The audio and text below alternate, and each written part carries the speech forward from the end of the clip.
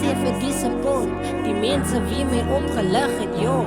Ek's dankbaar, ek kan nie sê hoe, van my tyd op hierdie trek is kort. Gooi net een was, wat met stemme praat, tot die universe. En het Zanu, jy doen het lekker, hoor. Maar genoeg van my, diese laaste trek. En die king van die kasteel.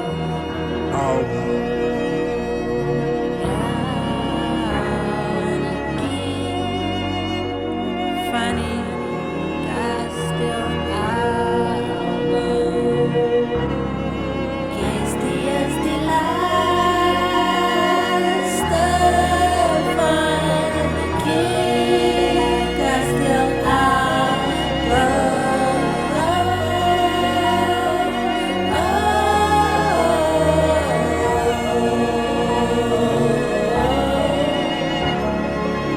Hi Regiano, ek luister jou musiek. Dit is baie mooi hoor. Yes, ek is so trots op jou. Jou musiek is nice.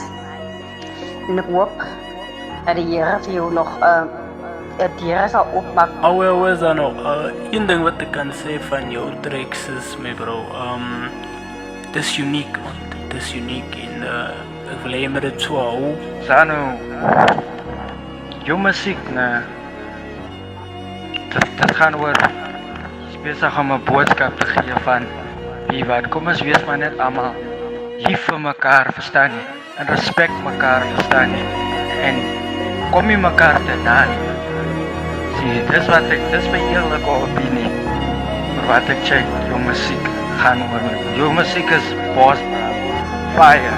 Ja, wat ik kan zeggen van die muziek is, ik kan zien, die is nog bezig om te enjoy.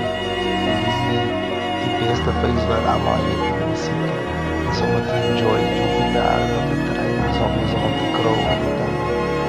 Maar ik geloof bij je potentieel van chorus wise exaggerate. Van ik kan zien, die is klaar is om een catchy type of thing, en today man Nas, dat is dus iemand wat ik van ken, maar wat ik kan zeggen push, en die zal beter raken dan dat man. One thing I like about Zano's music is that it is original. It has a sense of humor and sometimes it's very, very relatable and also original, very important.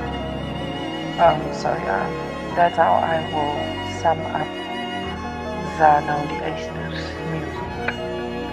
Again, Shinko.